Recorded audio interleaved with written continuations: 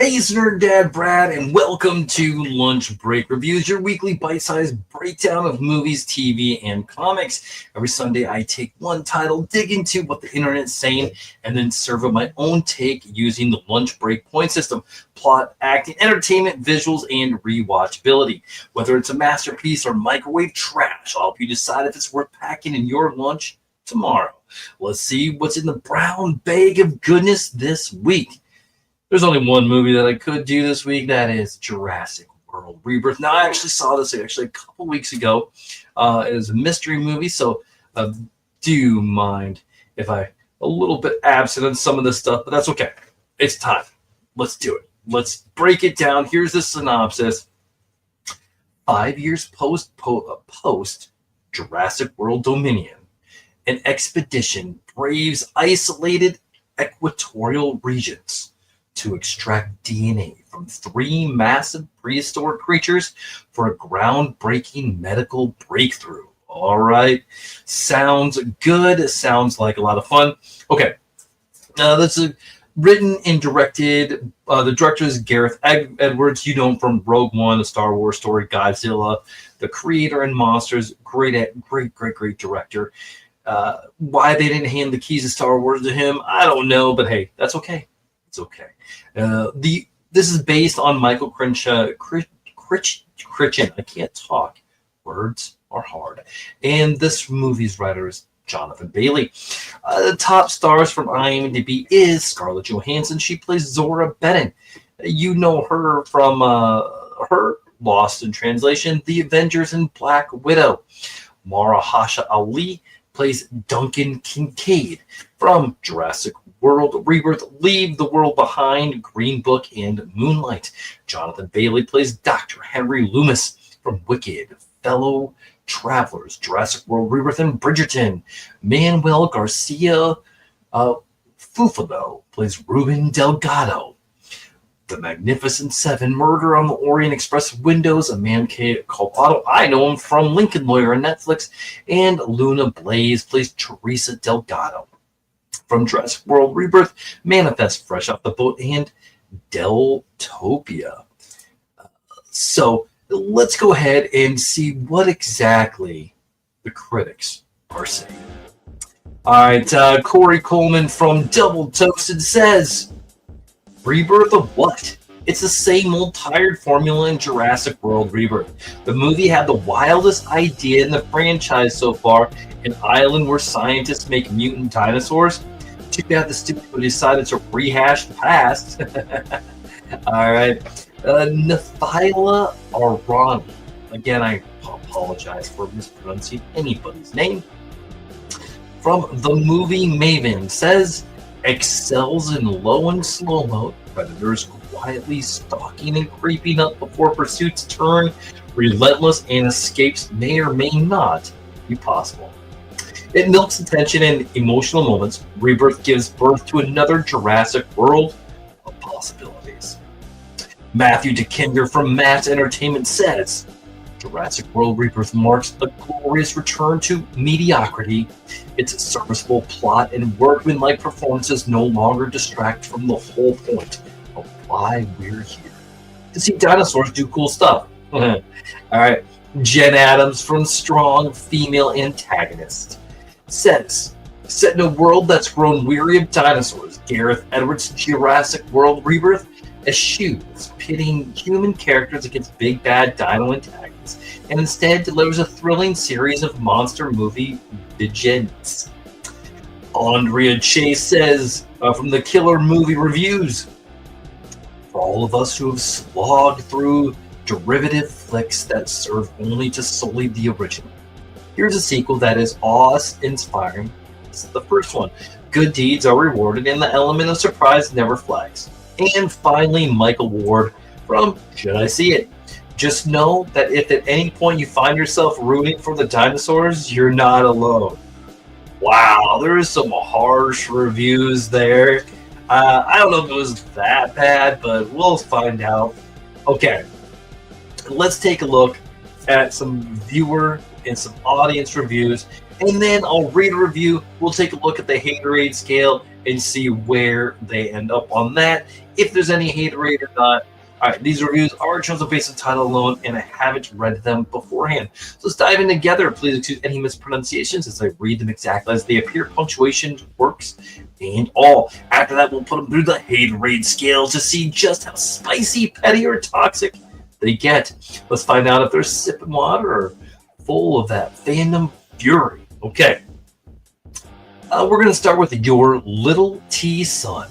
Gave this a 1 out of 10, and it's called Jurassic World Unbirthed. Woohoo! Warning. If this movie is not a cash grab, then it is just a pure insult to the original Jurassic Park movie. When you thought that Jurassic World Dominion was bad, this is way worse than that. The story started because a pharmacy company wanted to create a medicine from dinosaur blood. So they sent a group of highly trained people to get the samples in a said dangerous island. The stupidest part about this is that no one except one person brought a gun in the mission. Somehow, the group magically survived the whole journey in an island full of dinosaurs. Amazing. Meanwhile, there's a family who got themselves into the trouble. It was ridiculous to see how they survived until the very end, considering they also had zero weapons nor training. The plot armor was thicker than a dinosaur's skin, not to mention how annoying some of these characters were. I'm so mad they kept the boyfriend alive. He redeemed himself, come on. At the final act, everyone reunited at the abandoned facility where they encountered D-Rex. The concept of a mutated dinosaur was cool, but there was no in-depth explanation to it. It felt flat and boring, not even dinosaur versus dinosaur fight scene. Then they left the island with a boat raft so peaceful that it was unbelievable, considering how they just encountered tons of sea dinosaurs at the beginning of the movie. The movie ended just like that. No scene of what they did with the blood samples, but I assume they made a medicine accessible for everyone. To conclude, I hated how they titled this movie. What was Rebirth here? The same old character tropes and failing plot with no meaning and depth. Please do not waste time on this movie. It is not worth it. So good point. Yeah, there's a couple good points in there. Let's take a look at the haterade scale. A 4-level system to judge the spice and snark in reviews. Not all reviews are creative equals. Some sip sweet lemonade, others chug chaos. This is how we separate the calm critiques from the unhinged hot takes. Okay, lemonade, sweet, sometimes sour, but mostly refreshing. You know what? Like, this isn't bad. He's got a reason. I think he's gonna live probably there. But let's take classic haterade. So that would be a level 1 is the lemonade. 2 is classic haterade. 3 is a double shot of dumbass, and 4 is toxic fandom. So, yeah, sweet, sometimes sour, but mostly refreshing. I think I had some good points in there, so we're going to go with that. Some lemonade. All right, next is another review. This is from Francis on Sap. All right, they gave this a 3 out of 10 and is titled Jurassic World Rebirth Where Logic Goes Extinct. Warning, spoilers. I have very mixed feelings about Jurassic World Rebirth. Where do I even begin? First off, the title is the ultimate bait and switch. This has almost nothing to do with Jurassic World. Looks like the branding department went on autopilot. Let's start with a few things that actually work. The casting is solid. You get to see dinosaurs from fresh angles we haven't seen before. And yes, there are more dinosaurs, and they do look awesome. And that's it for the good news. Now, the fossilized mess. The storyline is chaotic, dino-sized puzzle that makes zero sense. Why introduce 2 random mutated dinosaur species that add nothing? It's like they rummaged through a box of rejected plot twists and said, sure, throw those in too. Everything feels staged to the point of parody. The Monosaurus pops up just to flip a boat, then swims off like a clocking out early. A fridge lights up just in time to reveal an actress inside. Rooms, shops, tunnels, every space has magical auto lights. The jungle, randomly filled with thick smoke, so the new Distoris Rex can lurk around all spooky like. And then, right on cue, a Quinsoltolos can't say these words, swoops in to conveniently chomp a velociraptor about to attack someone. Pure plot luck. And the Titansaurus, apparently invisible until the dramatic music stops. Then boom, a whole herd appears in cornfield like they're taking a bow. Ancient ruins conveniently become nesting sites because, well, they look cool, I guess. The whole thing plays like a live-action comic book, except with plot holes the size of a brontosaurus. My personal favorite moment, the team stands with their backs to the ocean, steps away from the Spinosaurus just snacked on a team member. Must be nice to have plot armor thicker than a T-Rex hide. And the real dino-sized culprit, David Kemp. This is the same guy who took Michael Crichton's brilliant Jurassic Park and the Lost World novels and churned out dumbed-down kids' version. He also then penned Angels and Demons. Indiana Jones and the Kingdom of the Crystal Skull, The Mummy, and Indiana Jones and the Dial of Destiny. Spot the patterns? His consistency lies in the making big-budget scripts that settle comfortably into mediocrity. Oh, and let's not forget the random family jammed into the plot. Realistically, they'd be Dino Chow within 5 minutes, but somehow they keep waltzing away from danger like the dinosaurs have no touch policy for families. In short, Jurassic World Rebirth is both entertaining and frustrating in equal measures. The dinosaurs are cool, the chaos is real, the plot fossilized nonsense. Bring your popcorn, but do your brain a favor and check it at the gates. Okay, let's take a look at the haterade scale. 1, lemonade. 2, classic haterade. 3, double shot of dumbass. And 4, toxic fandom. He's not toxic. He has some valid points here. We're gonna take this one a little salty, a little sharp, and maybe a little too confident. We're gonna give this guy 2, level 2 with classic haterade. Okay, next. I have a 7 out of 10 from Maciak Wadgeton. And is titled Jurassic World Rebirth. Big teeth, bigger explosions, not enough heart. Jurassic World Rebirth storms back onto the screens with everything you'd expect from a dinosaur blockbuster. Teeth, chaos, and enough CGI to fill a digital jungle. Directed by Gareth Edwards, the film kicks off with a bang, literally as a rogue biotech lab implodes, and genetically enhanced dinos spill into the wild. Again. It's loud, fast, and full of action, but is it good? Excuse me. The cast is star-studded. The game, Scarlett Johansson plays Zora better than no-nonsense ex-mercenary with a flamethrower and a grudge. Marahasha Ali adds gravitas as the hardened military commander. And the internet has already crowned Jonathan Bailey's awkwardly brilliant paleontologist, Dr. Loomis, the film's breakout star. Thanks in no small part to his now iconic tiny glasses. They're charming, but even the best actors can't do much when the script gives them paper-thin arcs and exposition-heavy dialogue. Visually, Rebirth delivers. The blend of animatronics and CGI is a highlight, especially in sequences like a nightmarish river chase with a T-Rex or a Monosaurus ambush in the open water. The sound design, the roars, the tension, all top tier. You can tell the production spared no expense. But while the film looks and sounds like a Jurassic movie, it doesn't feel like the awe, the wonder, the quiet terror of the original Jurassic Park is missing.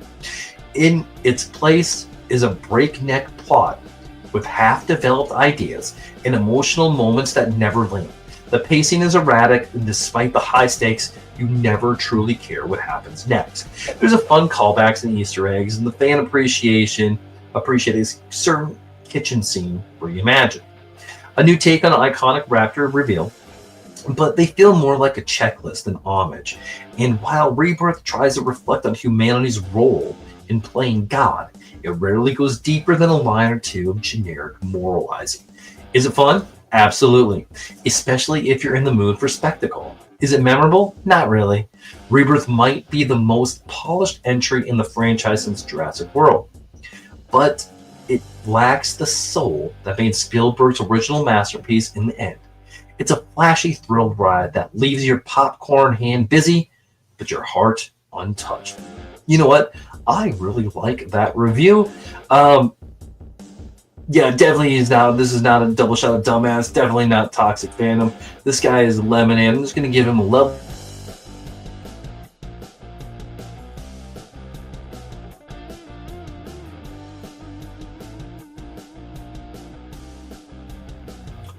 Next one we got for the final, we heard some bad. We've heard some middle, and now let's get some good. This is from Triopolis 29, and it's 10 out of 10. And this is just titled "Why All the Hate." I came out of the theater loving this movie and trying to understand all this at the same time. Why so many negative reviews, even big fans? I wanted to immediately write my review here, but I refrained from doing so.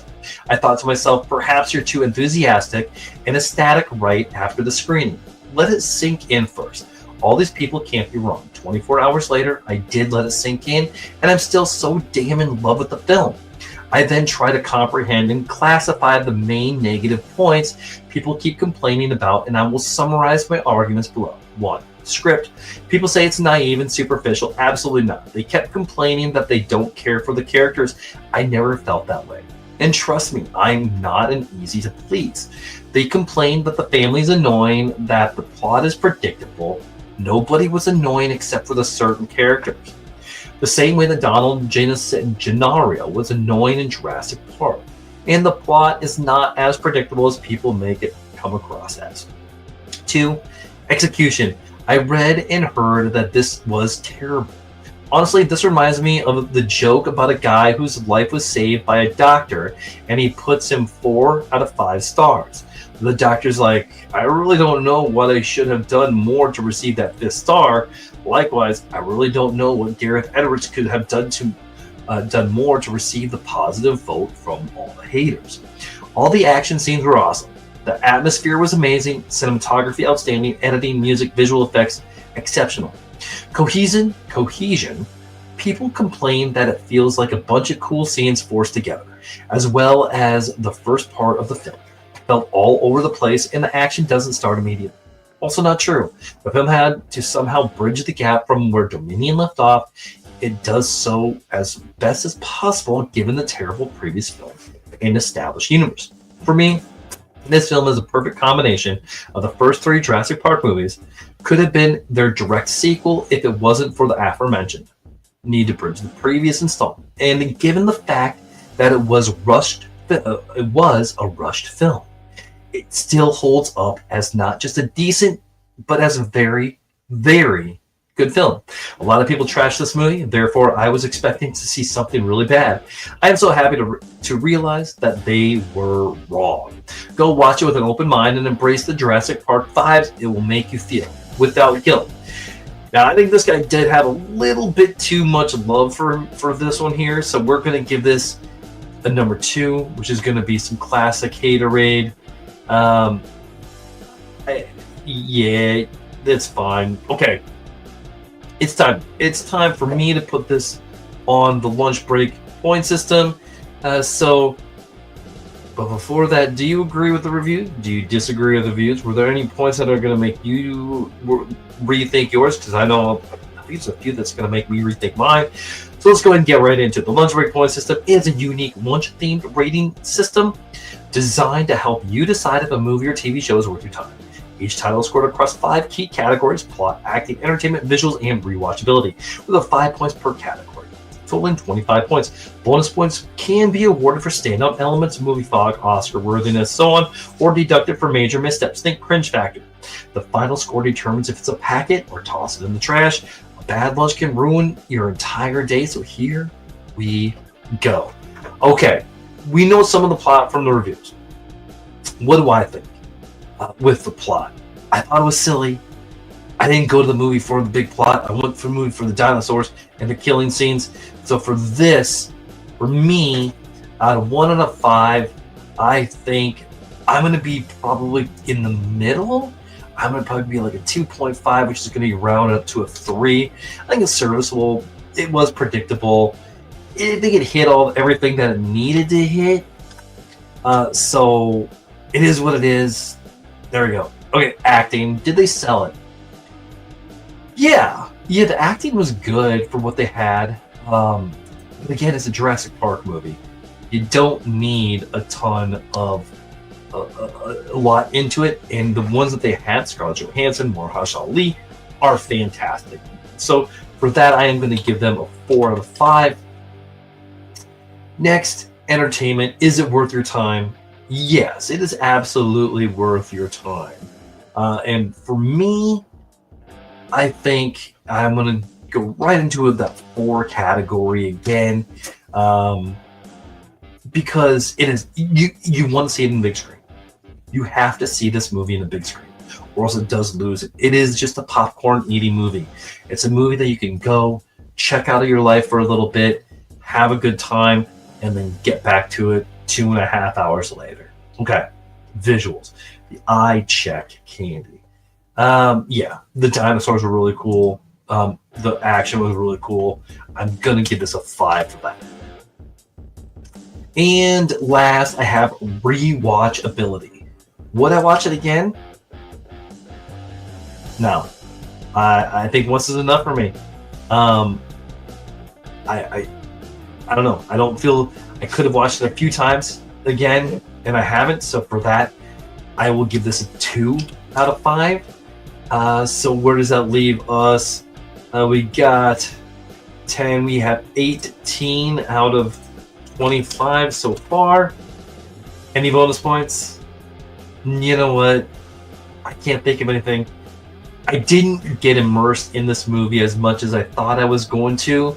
And for that, I'm going to give this a penalty. I'm going to give this some cringe factor because there was a couple of scenes in there that are just like, oh, okay, guys, like the family that the family that just was going across the equator, even though all these news stations are talking about, that's where all the dinosaurs are going and blah, blah, blah, blah.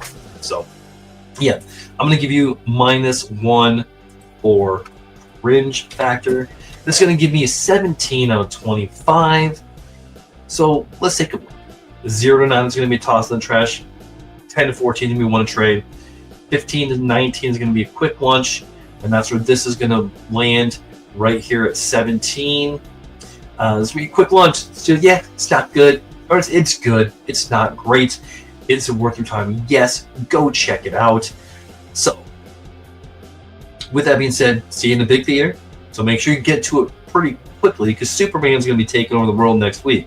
And Fantastic Four is only a couple weeks away. So get to it before it's going to be gone because it's not going to stay long. I did do a couple of lunch break reviews. We'll get to that in a second. Let's see where I come up with everybody else. For me, I was a 17 out of 25. And we're going to take a look at IMDb first. 6.3 out of 10 is what they're currently sitting at. So I think I'm pretty close to that. The Metacritic, Metascore is a 52 out of 100. That's all based on 52 critic reviews. The user score is a 5.6 out of 10 with 137 user reviews. The Letterboxd has this at a 2.8 out of 5, so it's just over that average. I think I'm a little bit better than that. Rotten Tomatoes has sitting at a 51% on the tomato meter and a 72% on the popcorn meter. So, yeah, there you go, guys. There you go. And let's take a quick peek inside the lunchbox to see what has been happening on the TikTok. Absolute Batman #9 came out. I rated it a 19 out of 25, so you're going to want to check that out. Star Wars #2. I'm a huge Star Wars fan, so maybe my bias was set a little higher. I thought it was okay. It was just okay. 15 out of 25 on that. Green Arrow #25, 23 out of 25. That was such a good book. It's the start of a new thing going on, so I really, really dug it. And Dr. Aphra #1. If you're going to want a Star Wars book, get Dr. Aphra #1 right now. It's Dr. Aphra Chaos Agent #1. It's great. It's fantastic. 19 out of 25. All right. That's it for today on Lunch Break Reviews. If you agree, disagree, or just want to shout about it, drop a comment, tag me, or come grab a seat at the lunch table. I'm always looking for new voices, so if you want to come co-host an episode, pitch your pick, or debate the score, my inbox is always open. Don't forget to follow the podcast, leave a 5-star review if you're hungry for more. Check me out on TikTok and YouTube for quick hits using the lunch break point system. Until next time, pack smart, watch well, and I'll see you on the next lunch break. Have a good day. Bye.